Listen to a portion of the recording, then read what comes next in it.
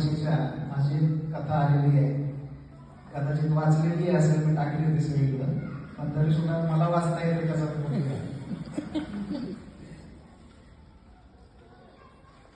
सगुणा आज मोठ्या आशेने बातम्या बघण्यासाठी घरातल्या टीव्ही समोर बसली होती. आजकाल तिने टीव्ही लावणं सोडूनच दिलेलं होतं, कारण करोनाच्या भयानक साथीने आधीच घाबरलेल्या लोकांना धीर देण्याऐवजी टीव्हीवरचे सगळे चॅनलवाले अजूनच घाबरून सोडत होते.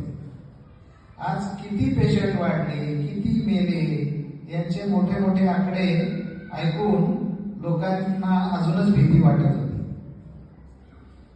सुरुवातीला सगुणा ते सगळं बघायची, पण तसल्या बातम्या बघितल्या की तिला आता भीती वाटायला लागली होती. एखादी शिंक जरी आली तरी तिला नको नको ते शंका यायच्या. त्यामुळे नंतर तिने टीव्हीचा धसकाच घेतला होता. आज मात्र लॉकडाऊन बद्दलची चांगली बातमी येण्याची शक्यता होती.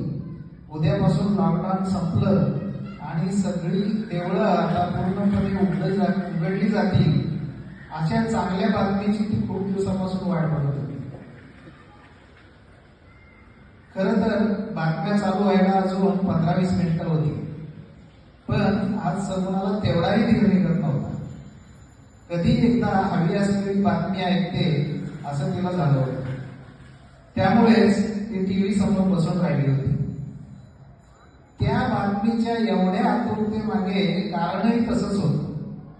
बाकीच्या लोकांसाठी ते महत्वाचं नसेलही, पण तिच्यासाठी ते फार फार महत्वाचं होतं.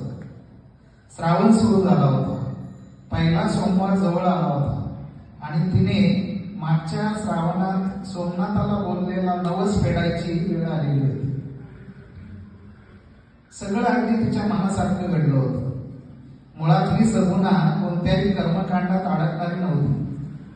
अगदी नास्तिक नसली तरी उत्सुक देवदेव करण्याचं तिला तिटकारा होता. पण मधल्या 10-12 वर्षात तिच्या आयुष्यात इतकी उलथापालथ झाली होती की एकेकाळी सहसा मंदिराकडे न फिरकणारी ती चक्क दैववादी झाली होती. गेल्या एका वर्षात तर तिला अशी काही प्रचिती आली होती की मागच्या श्रावणात पहिल्यांदा भेट दिलेल्या सोमयाच्या करंजातल्या सोमेश्वराची ती निस्सीम भक्त झाली होती.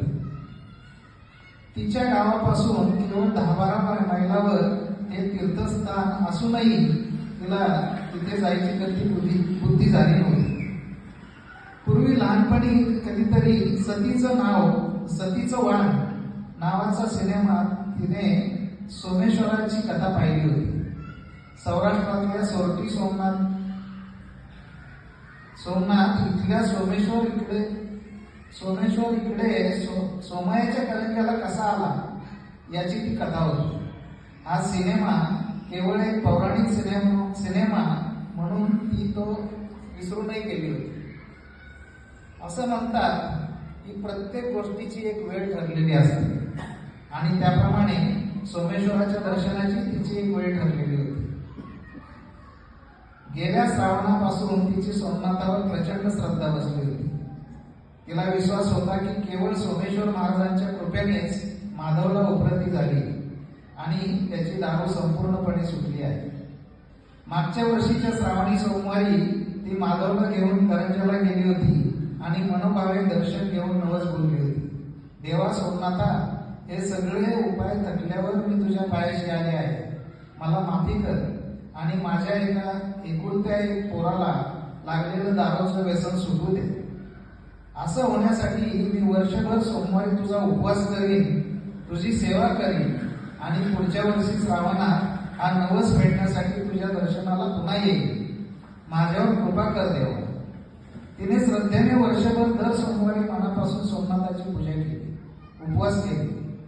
करंजाला जाऊन आल्यापासून माधवात सकारात्मक परिणाम तिला दिसायला लागले होते.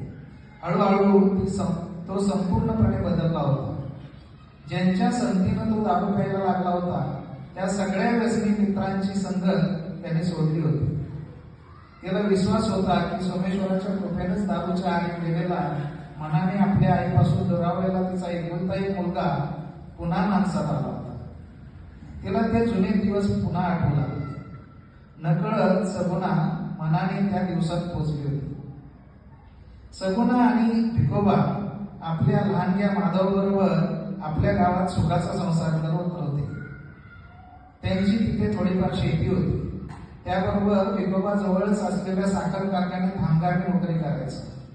असं सगळं सुरळीत चालू असताना अचानक एक दिवस भिकोबाच्या छातीत दुखायला लागलं. वेदना एवढ्या तीव्र होत्या, दवाखान्यात घेऊन जाईपर्यंत त्याने अखेरचा श्वास घेतला. सगुणावर आकाश कोसळलं होतं. 4 इयत्ता शिकलेल्या विधवा सगुणावर 8 वर्षाच्या माधवच्या पालन पोषणाची जबाबदारी आली. आलेल्या परिस्थितीशी 2 हात करायला ती सिद्ध झाली. हाती असलेल्या शेतीत काबाड कष्ट करून त्याने माधवला वाढवलं. माधव आता सीझन सुरू झाला की कारखान्यावर कामाला जायला लागला. 1-2 वर्ष तशी बरी गेली, पण नंतर माधव संगतीनं बिघडला.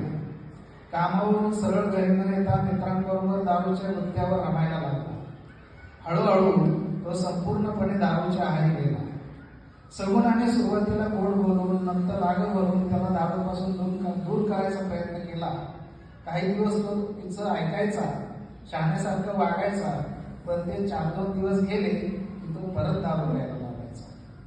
आपल्या एकुलत्या एका पोराची दारूने केलेली वाताहत बघून एरवी मनाने गंभीर असलेली सगुणा आता फार खचून गेली. मागच्या वर्षीच्या गटारीच्या दिवशी माधव नको तेवढी प्यायला आणि नशेत तसाच कुत्त्याच्या पलीकडे कचऱ्यात लोळत पडला होता. तो घरी आला नाही म्हणून रात्री उशिरा सगुणा त्याला शोधत शोधत गुत्त्यावर पोचली. माधवची ती अवस्था बघून तिला भोवळच आली. कसा कसा सावरत त्याला ती घरी घेऊन आली. रात्रभर ती आपल्या नशिबाला दोष देत धसा रडत राहिली. दुसऱ्या दिवशी कधी नव्हे ती गावातल्या शंकराच्या मंदिरात गेली. शिवलिंगाला लोटांगण घातली. तिची ती परिस्थिती बघून तिथल्या वृद्ध पुजाऱ्याला तिची दया आली. त्याने तिला शांत करून एक उपाय सांगितला. येत्या सोमवारी माधवला करंजाला घेऊन जा आणि सोमेश्वराला त्याच्यासाठी साकडं घाल, असं त्यानं सांगितलं.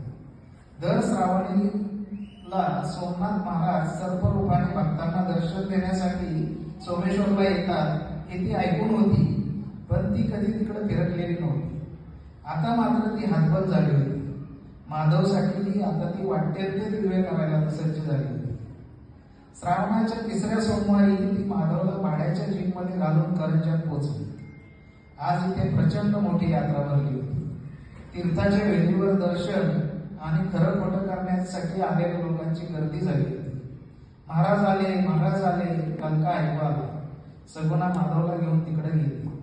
पुजाऱ्याच्या हातातल्या ताटात महाराज म्हणजे सोमनाथ अर्थात भगवान महादेव एका छोट्या सापाच्या रूपात विराजमान झाले होते आणि शेकडो भक्त अगदी हात लावून त्या सर्परूपात आलेल्या सोमेश्वर महाराजांचे दर्शन घेत होते. सगुणा